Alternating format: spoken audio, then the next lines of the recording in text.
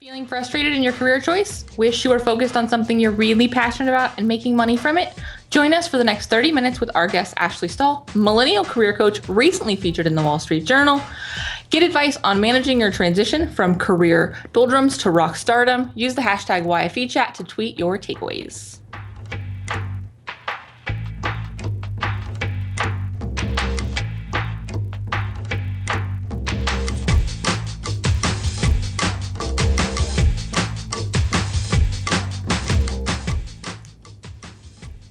Hi guys, you are watching YFE Chat, the live stream for young female entrepreneurs that happens every Thursday at 6 Pacific, 9 Eastern at yfelive.com. I am not who you usually see here, but that's okay. I am the Stacey Harris, for those of you who don't know. Usually you see the lovely Jennifer Donogh here, but she is in the chat tonight instead because she's having a baby. That is not news, but she's having a baby. So she's in the chat joining us tonight to supervise me and make sure I keep everything floating on track. We are going to be talking with Ashley Stahl, millennial career coach tonight. I'm really excited. Tonight's episode is episode 108 and is brought to you by Ovali TV. Ovali believes in building community through shared experiences. We produce professional live webcasts that bring tribes together. Also by MailChimp. MailChimp is the best way to design and share email newsletters that can get newsletters. You can get started today at MailChimp.com for free. Also, there is all sorts of fun things happening in the YFE space, including Bootstrap Book Club and the Daily Action Calendar. Jen shared a vlog, I think earlier today she shared it, and it's got all of the happenings for April and May going on, so you can get details in that. But if you want to make sure that you don't miss anything and that you receive those lovely vlogs that she does and all the latest with Bootstrap Book Club and the Daily Action Calendar, you need to sign up for the mailing list at yfe.me.com, yfe.me/mailed it. And I don't sing it as well as Jen does. The Daily Action Calendar is now at dailyactioncalendar.com. You can find information there to get the 365 daily action sheets and all sorts of cool prompts. Also, you can find out about the Bootstrap Book Club at yfe.me. Find me in the club. If you don't know this already and you're a member, we are on hiatus till June because we are restructuring the way the book club is. Instead of doing the messages within Facebook like it was structured before, we're going to be doing some little meetups, 1 or 2, I believe. And that's going to be starting in June. So there's plenty of time. But there's still a lot happening in the Facebook group. Recently, I posted about what I was reading and asked for a bunch of recommendations. And I got a bunch of really good recommendations, making my to-read list even longer. So you guys can still participate that and connect and network. Tonight, though, we have Ashley Stahl, who's millennial career coach, and I'm really excited. Let me tell you a little bit about her. Millennials are often underemployed and underpaid, and it's Ashley's passion to make sure that doesn't happen to her clients. She specializes in helping 20-somethings, typically fresh graduates or those in career transition, unlock their career goals, navigate or avoid a quarter-life crisis, and build a launchpad for financial success and authenticity early in their careers. Welcome to the show, Ashley. Hi, Stacey. I'm so happy to be here. Thanks for having me. No problem. I'm so excited that you're here, and it's going to be super fun, and I'm really excited to talk to you. To start off, I'm really excited to talk to you about the idea of this dream job and the dream job versus the reality of work that we show up to when we get there. Mm-hmm. It's something that hits a lot of us in our early 20s. How did that happen to you? What was that path like for you? Oh, great question. I grew up in a house where the news was always on, so it was really natural for me to know about politics from a young age, and it was even more natural for me to want to major it when I got to college. And it's still something that I'm really fascinated with, and I still read about. But when I was in college, I remember studying abroad, and in 2008, I'll never forget coming across this man and this woman in an alleyway, and I was completely immobilized when I saw this man hit his wife across the face. And I just remember feeling completely powerless. At the time, I was studying political science and I was living in France for my study abroad. And it just really got me thinking about the concept of protection and what governments do to protect their citizens on a human level and on a national level. And in that moment, my interest in national security within political science was solidified. And I did everything that I could to pursue a career in it. I went to a top 25 graduate program. I was so focused. I was losing sleep. I was learning languages. I was competing for scholarships. And when I finally finished my graduate degree and moved to DC, I networked like I have never heard anyone network before. As it says in my TED Talk at Berkeley, I tell this story where I networked so much. I think I went to at least 90 events. I had coffee with 200 people. And in the span of 6 weeks, I got 3 job offers. And the only reason that this happened mostly was that I was fueled by the fact that I only had 2 months of savings in my bank account. And if I didn't get any job offers, I'd have to turn home and admit to it. Yeah. Yeah. So when I ended up taking a job with the Pentagon as a defense contractor, it was a dream job for someone who had my interest at the time. But there are a few key things I sincerely overlooked, and I just sincerely didn't know about. There was a gap between the practice of the job and the mindset that I had about what it would be, Yeah. which I'm sure a lot of people know. Yeah. Why is it that that happens? Why does passion not necessarily automatically guarantee success? Well, I think that the function that you're doing in the workplace completely precedes the industry that you're in. A lot of people think, should I go into fashion? Should I go into film? Should I go into music? But really, it's not about that. It's about what skills do you want to be using? Because I'm passionate about cupcakes, and shopping and reading, but those things aren't going to necessarily serve as a platform for a career. And I think it's really important that we all really think, what are our most sincere gifts and how can we share them with the world? That, I think, is the key to success. That's super powerful and very true. Let's say that we've discovered that we found our authentic career path.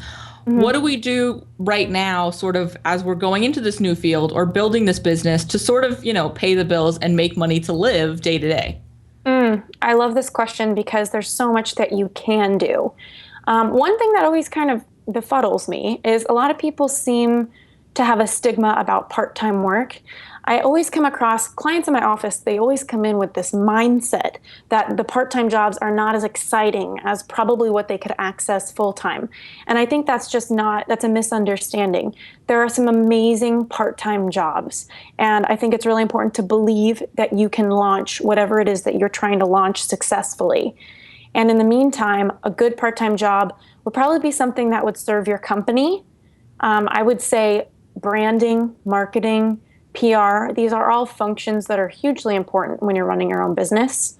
So my first recommendation would definitely be to look into something that will serve you, but to also read the employee policies before you take the job for non-competes or anything like that you want to look out for. Definitely. So when I'm looking at finding my authentic career, how do I discover those core values to align with that potential career path so that that those skills and those passions sort of line up? Well, I think that your core values are the real ingredients, the real sauce to a fulfilling career. And in order to learn what they are, actually, people who are particularly grappling with clarity, I recommend doing a joy journal. And a joy journal is a way for you to kind of connect with what lights you up every day. So I recommend just taking the time every day, whenever something strikes you or something moves you, to write it down, no matter how small or big that is. It can be something as small as a kind gesture, opening the door for someone. It could be something that you saw in the news. It could be something huge, like a job opportunity or a new relationship, whatever it is that's lighting you up. And when you follow those things over the course of 2 weeks, it's amazing. You actually see things, a pattern, and it's really telling about your values. For example, with my values, my top 5 values would be service, balance, family, growth, authenticity. Those are my values. And when I looked at the moments that lit me up, you could trace those in almost all of them. I love that. I think that's so powerful to check in with those things day to day that really are like Yep, that was right on track for today. That was exactly how I wanted to be feeling or the kind of moment I wanted to have. I think it's great to highlight those because they can sometimes get lost in the less than great or in the just day to day stuff. Oh, 100%. And I also, at the end of the week, I actually write down my top 5 values. And it's this little exercise I do. I get a cup of green tea on Sunday nights with my values written down. And I really connect with each one. And if I'm noticing that I'm having a hard time saying something that I did that week to align myself with one of my values, then I check in and I make a commitment for the next week to honor whatever that was lacking.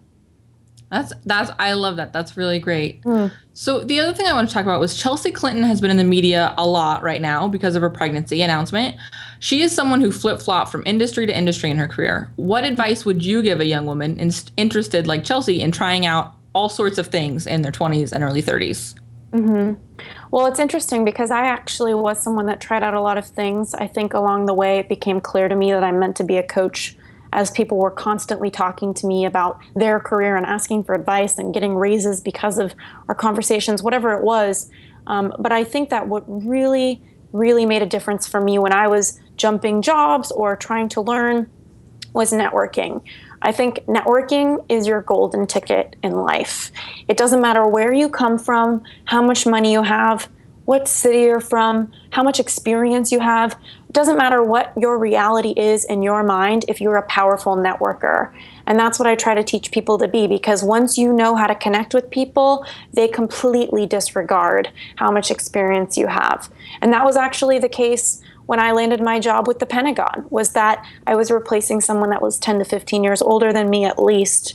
And networking was what gave me the power to be able to access that. I think the second thing would be just to trust that you can connect the dots in anything that you do. Everything is related in the workforce. There's an overlap with everything. And again, the skills and the function that you're doing is more important than the industry. So really kind of tapping in, what are the skills that I want to be using? How can I transfer these from fashion to tech or whatever it is that you want to do? Function comes first, always. I love that reminder that sort of all experience has value, that it doesn't necessarily have to be exact, it all sort of can translate to being really pertinent. Mm-hmm. Always. And I'm huge on faith and just trusting that there is a reason for everything that you're doing. And I always see the reason for it when I look back. And I love the reminder to network because that's a recurring theme here at YFE Chat is networking and knowing people and creating those conversations. So I think that's such a powerful piece of whatever you're doing, wherever you are, is just having those conversations with people and connecting with people because you never know who knows anybody else. Mm-hmm. Everyone is a walking flow chart. You just have no idea who people know, how heart-centered they are, how willing they are to support you. I remember actually, I was at an event once. I was speaking at a college conference and this completely came up and I just smiled remembering that I was at an event once where they said, please network with everyone. The keynote speaker told us to network for a minute. And the person that I was networking with, he told me he was a driver. And I just started talking to him about driving and what do you do all day when you're driving? What music do you listen to? And at the end of our conversation, he actually told me he was the driver for the Clinton family. And it was just such a beautiful kind of circle to realize just don't underestimate anyone and really, really connect with people from a heart-centered place. That's a great reminder. You've also said that clarity comes from engagement, and I've heard reaching out to potential mentors or people that you are doing that are doing what you're interested in doing is an awesome way to get started. What tips do you have for cold emailing busy people that YFEs can sort of take action with? Mm-hmm. Well, I'm actually doing a free workshop on this, and the details are on my website, but it's going to be on May 16th. That's awesome. Yeah, I'm really excited about it because I love this question. I think it's so important. What I would say with cold emailing is keep your email short. A confused mind always says no. And if there's too much going on in your email, too much personal in your email, people usually don't have the energy to fully read it. I think the biggest advice I have with cold networking is to take on a mantra of high intention and low attachment. I think that is the most powerful thing you can do is once you hit the send button, forget that you sent it, because people who survive at cold networking are the ones who are detached from the outcome. When you attach yourself and hope that people are going to respond, it's easy to get disenchanted. And I tell my clients, once I teach them how to effectively cold network, to really just expect a response from 1 out of 10 people, and just expect each one as a nice gift. I love that reminder that sort of, put it out there and worry more about what comes back than what doesn't come back. Oh, yeah. And the people who aren't responding are doing you a favor, because generally the people who respond are the ones who understand networking. Mm-hmm.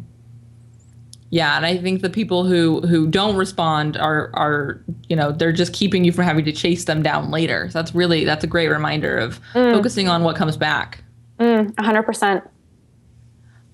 If I'm in a transition now from what I do during the day, and this new exciting path that I want to do and get out there for myself, how should I be introducing myself to people? Should I have an elevator pitch around what I'm doing or what I haven't quite gotten there yet? Yeah, I think I'm a big fan of visualization. So first of all, I would recommend anyone just visualize, where do you want to be and how do you want to feel when you get there?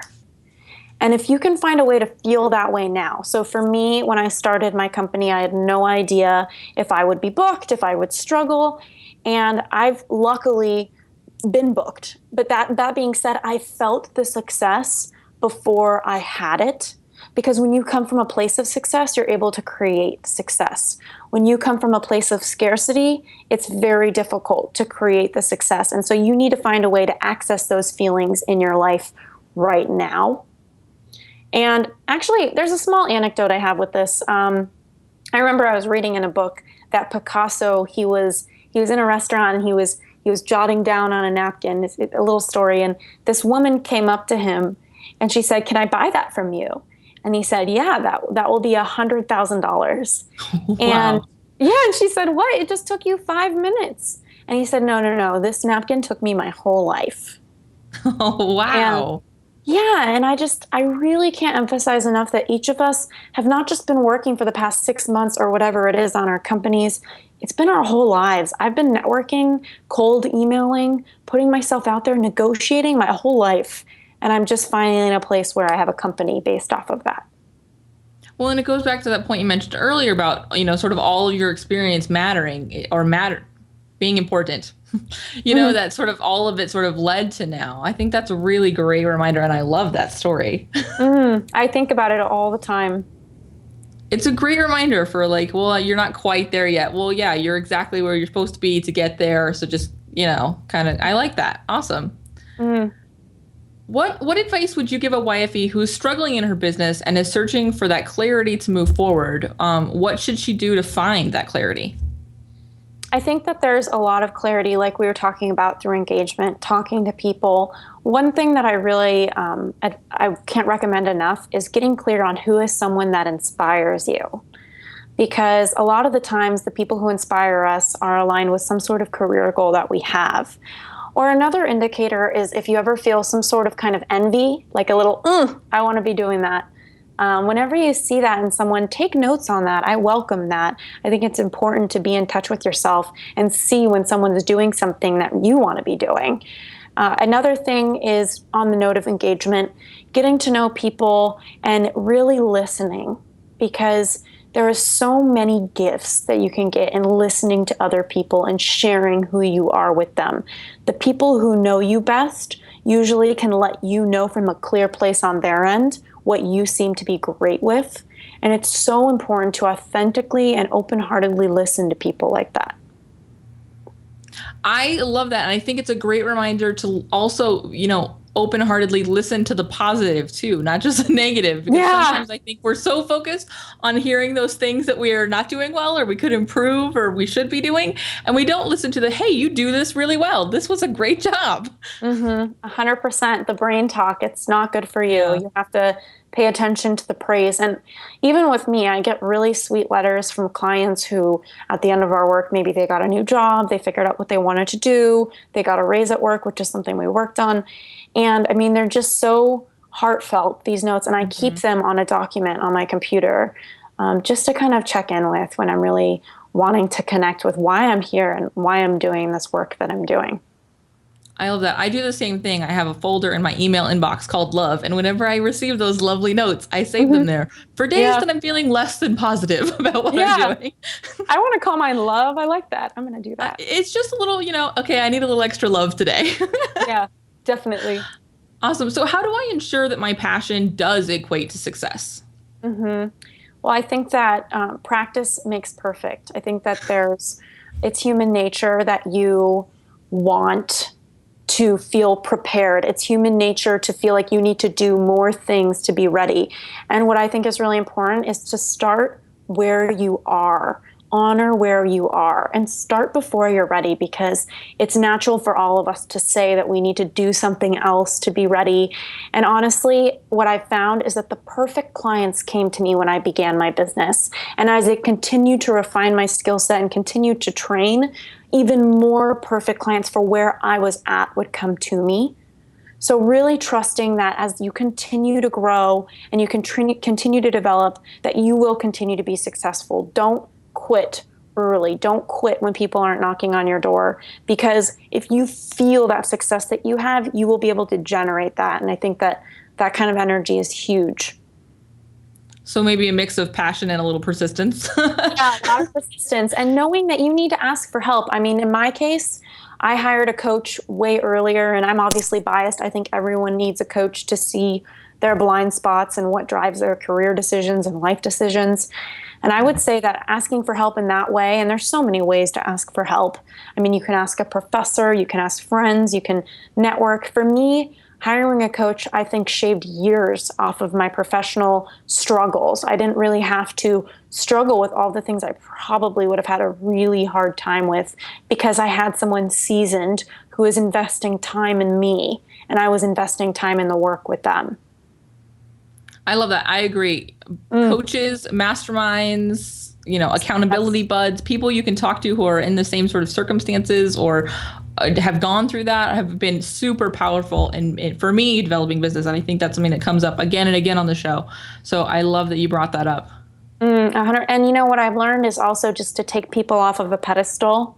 As I've continued to climb in what I'm doing, and I've started to become more surrounded by the people that inspired me to do this work in the first place, leaders in the field that I'm in, and I've started to befriend these people and know these people and see these people, the pedestal really gets knocked off. And I just really realize that these are real people, and they really go through business struggles. And when you realize that the struggles never end, it kind of liberates you from thinking that kind of there's a goal line and once you get there the struggles are over, because it's not the case. You really need to have the grit to keep pushing. That's a great reminder. And I was talking with someone earlier today, and we were talking about not comparing sort of your start to someone else's middle, and Oh yeah. also not the insides of your business to the outsides of somebody else's business or life. Mm-hmm. Yeah, and as you know, as entrepreneurs, entrepreneurship, it's a full contact sport. This stuff is not for the weak. So, That's definitely true. yeah, yeah. Awesome. Well, thank you for being on the show tonight and sharing your insights. The chat is going crazy. Everybody has great insights and really loved the checking in with your stuff pieces. So thank you. Can you let everyone know where they can reach you after the show and get in touch? Yeah, absolutely. My Twitter handle is at @ASH_Stahl, STAHL. Or you can check out my website where I post blogs at www.ashleystahlcoaching.com. And on the homepage of my website, you can find the details for my free telephone class on how to powerfully network. Awesome. Thank you again for being on the show. And thank you, everybody who showed up live to watch the show. Make sure you connect with Ashley and find out more about her. It's been great having you. Thank you. All right, guys, that was another episode of YFE Chat. Big thanks again to Ashley Stahl for hanging out with us. Make sure that you're connecting and sharing your takeaways and your insights from the show. There were lots of great nuggets in there at the hashtag YFE Chat. Bye, guys.